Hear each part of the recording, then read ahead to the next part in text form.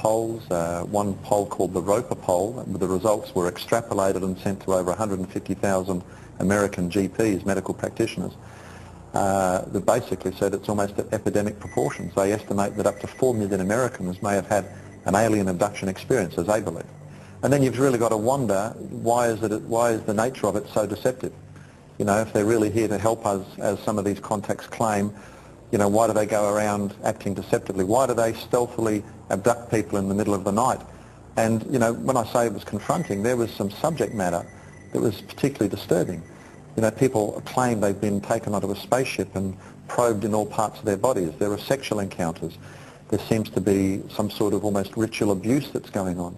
So you've got to ask, why would advanced, you know, evolved creatures, you know, kidnap people in the middle of the night and do these horrible things to them, and yet say, you know, we're here to help you evolve? And it's interesting that, you know, we'd like to apply, if you like, a scientific tag to it. But quite simply, it seems that these creatures claim that they fly millions of light years across the universe to basically deny the Bible, Christianity, and teach us almost New Age beliefs. Why would advanced extraterrestrials come just to teach us religious messages? And it seems to me, and again the researchers will show you, that the messages being received are deceptive, and will tell you things like, well, you know, we've come from Venus or Mars in the 60s. That was the messages. Well, we now know that's impossible. Now they say they come from Sirius or Orion or Zeta Reticuli or somewhere far off, where we can't test those claims. And that's the problem. And some of the stories they've told us, like that, we know to be demonstrably not true. And if someone comes to you, Chris, and tells you a story and does all these things and says, I'm here to help you, but then does brutal things to you and then lies to you, then I don't think trust is a good place.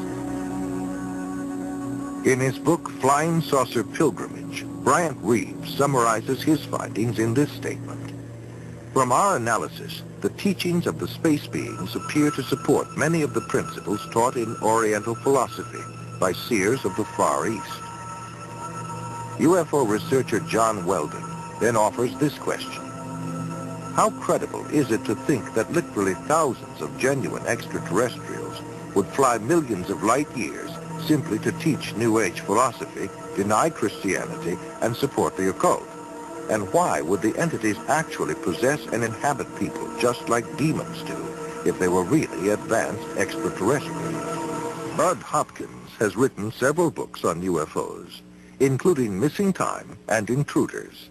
He is one of the foremost experts on abduction cases, otherwise known as close encounters of the fourth kind. And now we've come to the conclusion that abduction, of their involvement with human beings, that this is the center of the entire UFO phenomenon, and that actually when people have UFO sightings, it's very possible that what they're seeing is something on its way to or from an abduction of somebody. They're not just flying around up there, they are interested very profoundly in human beings.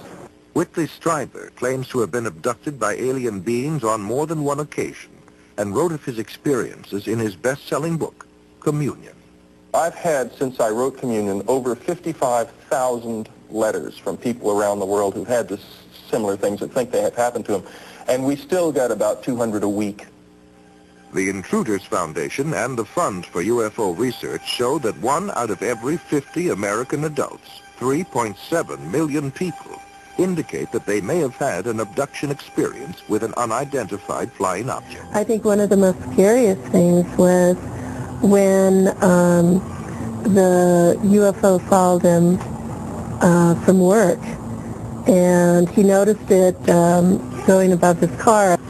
And I saw this object hovering above where my apartment complex was, and it was, you know, plain as day. Ran upstairs, got my friend and my sister. We came back out and got my video camera and took a little bit of video of it. And then that night, I was abducted.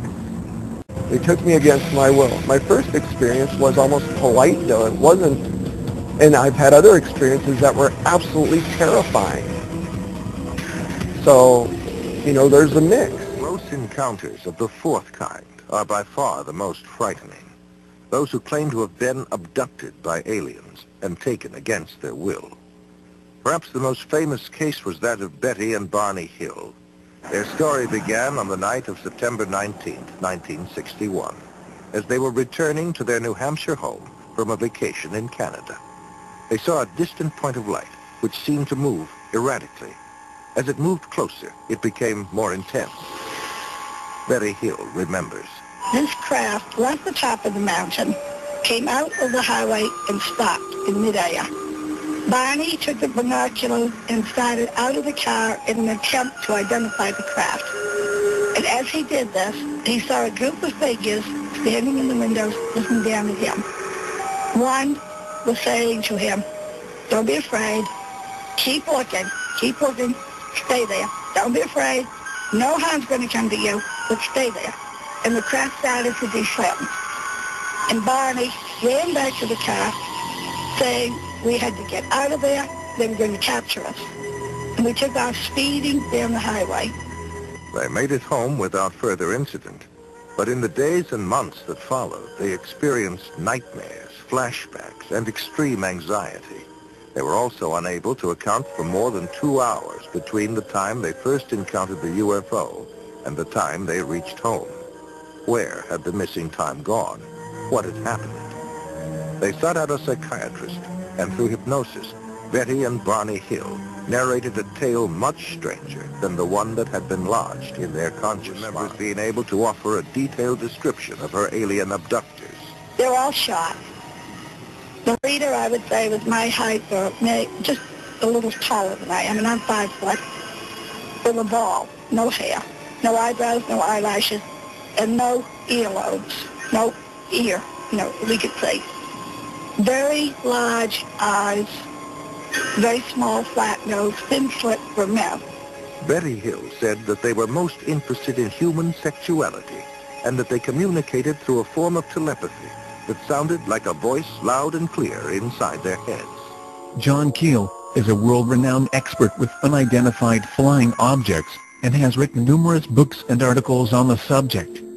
A self-described agnostic, he made this statement: "Thousands of books have been written on the subject of demonology, which is the ancient and scholarly study on monsters and demons. The manifestations and occurrences described in this literature are identical to the UFO phenomena. Victims from demonic possession suffered from the same medical and emotional symptoms as the UFO contactees."